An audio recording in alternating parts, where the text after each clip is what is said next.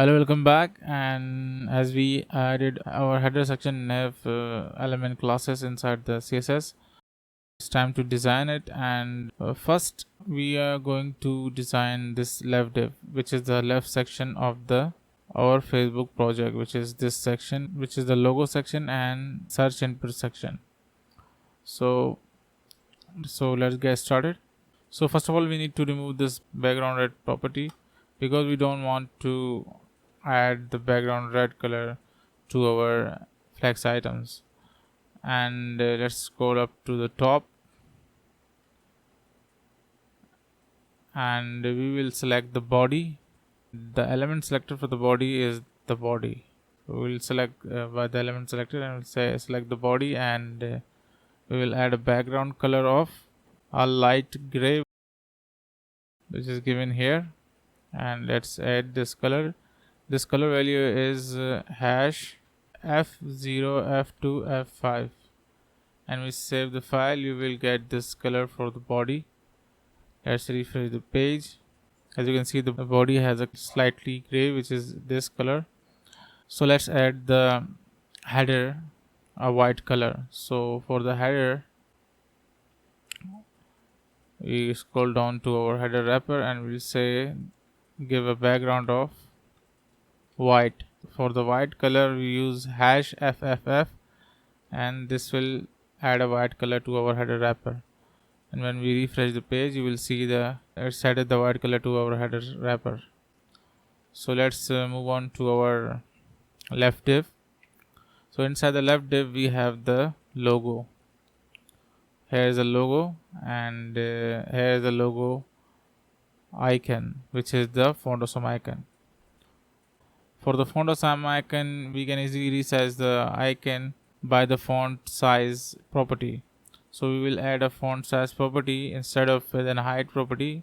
We simply say font size, and for the font size we will say 40 pixels, and we will save the file. And let's see, when we refresh the page, yes, it's working, and we have given the 40 pixels to our font awesome icon. Let's give a margin, and this is the margin shorthand property, and we will say top and bottom margin will be 0 pixels, and right and left margin will be 10 pixels. We'll save the file, and we will refresh the page. As you can see, it is given the left and right margin. So let's add the color property. For the color, we will use the Facebook logo color, and for the Facebook logo color, the logo color value is hash 1877. Last value is f2. Save the file, and when we refresh the page, you will see the color of Facebook logo perfectly. So let's align this left div to the right side of the element. So how we can do this? We can do this by adding the flex property to our logo wrapper. So we will go inside the index.html file, and Facebook search, we have a Facebook search inner, and inside the Facebook search inner we have logo and input. So here we will add our flex property. So we'll say flex, and this will add a display flex property to the flex search inner, and the flex search inner will be the flex container after writing this flex class. Once we add the flex class here, it will act as a flex container. As we know that we don't need to add a flex direction to give the flex direction row, because it is already given by defaultly. We don't need to use a flex direction. We will simply create the flex container, and it will automatically align side by side. We'll save the page, and when we refresh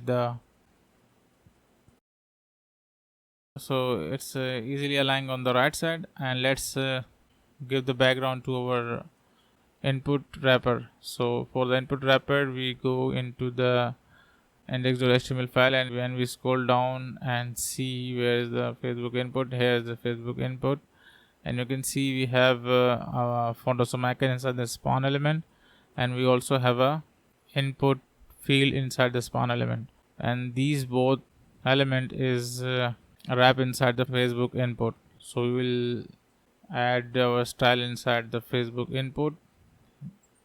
This is our Facebook input. So we will add a background. So let's say for the background, as for the background, we simply use the background which we have given to the body. We will copy the background from here and we will paste it here, and we'll say hash and then the color code. And when we save the file and we refresh, then you can see it's given the background color.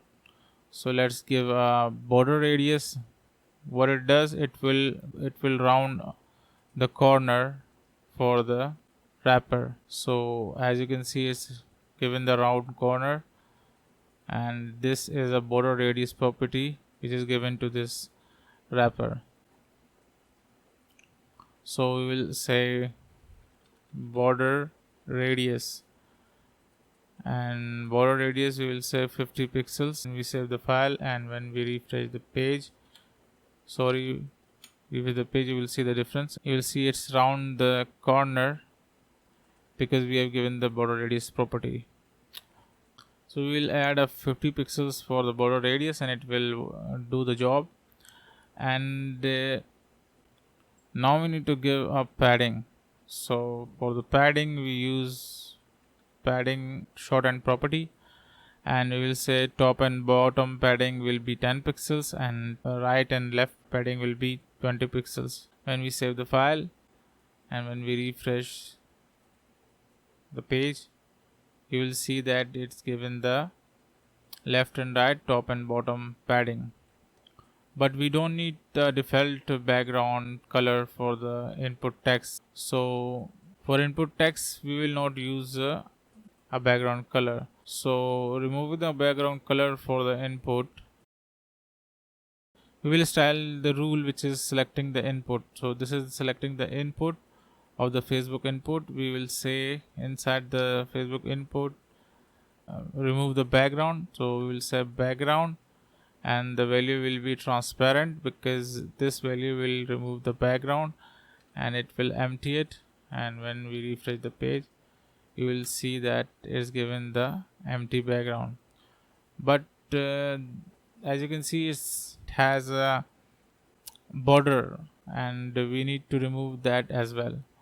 So for the border, we use a property called border. So we'll say border.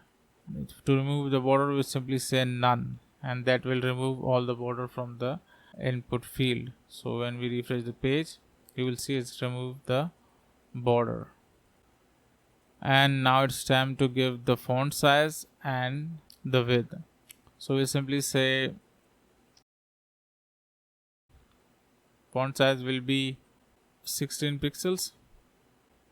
So the width will be 190 pixels because I have given the width of 190 pixel to the input search field. So when we refresh the page, as you can see, it's given the 190 width to the input field.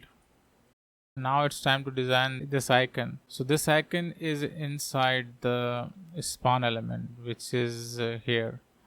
As you can see, we have a span, and inside the span we have a font awesome icon.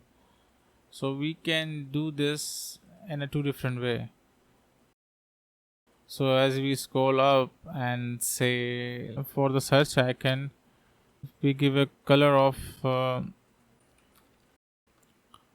so the color value for the icon is hash 9191 and 91. When we save the file and when we refresh the page, you will see here, you will see the difference, as you can see.